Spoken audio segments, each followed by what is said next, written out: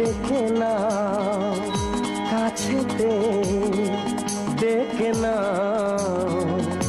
আজকে এই নিরালায়